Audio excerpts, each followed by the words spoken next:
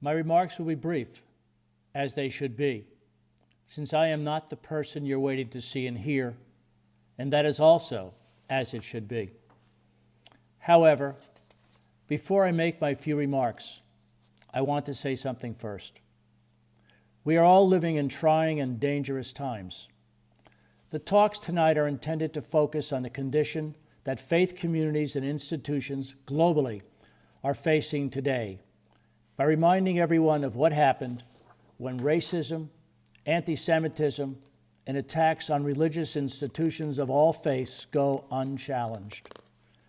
And now today, we must all stand together to assist all vulnerable people as they face another deadly challenge, the coronavirus pandemic. In fact, as we think about the Zoom Seders, it's like we are facing the 11th plague. I wish and I pray for the safety of everyone as we all face this unprecedented silent killer.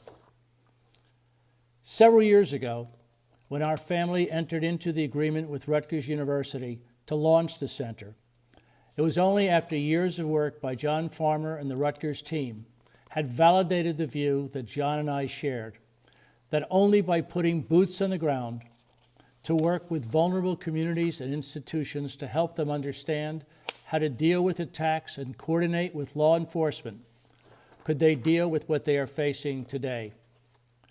We also realized that unless we remind the world of the history mankind faced by not dealing with such evil, we would be doomed to repeat that tragic past. As Justice Jackson said at Nuremberg, we must understand history lest we repeat its tragic past.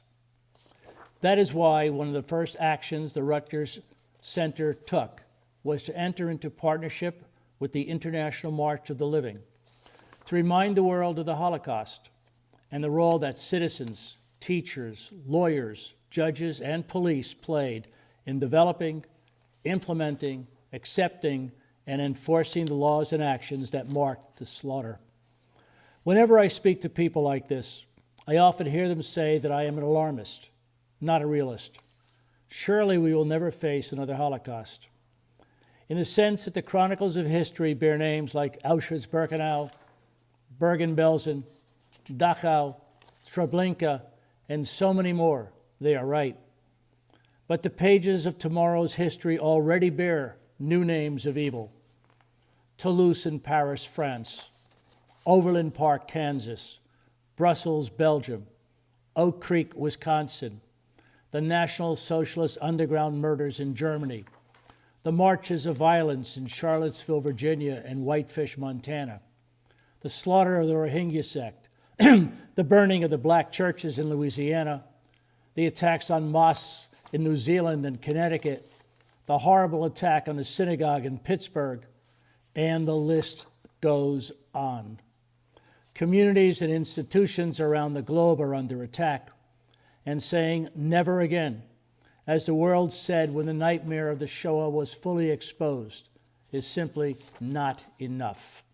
Praying for it not to happen again is not enough. Talking about it is not enough. And passing resolutions condemning it is not enough. Which brings us to the obvious question. What can each of us do? Well, when confronting evil as we are, the warning often attributed to the philosopher Edmund Burke readily comes to mind. All that is necessary for evil to prevail is for good people to do nothing. That said, I know, and you know, that when it comes to taking actions against such colossal evil, we feel helpless.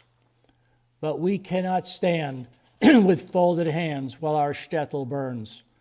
As the poet Mordechai Gebirtog wrote in his 1936 poem, Es brennt, in the city of Krakow, Poland, where fittingly the march gathers each year on Yom HaShoah.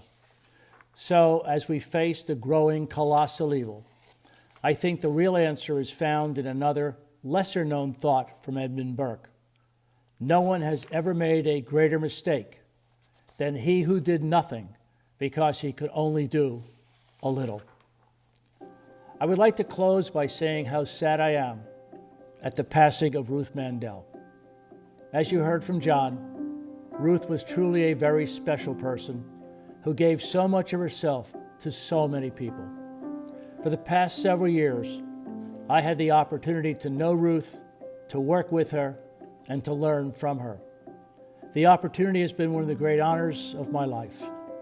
To Ruth's family, let me quote from the tradition of our people. May God comfort you among all the mourners of Zion and Jerusalem. Amen.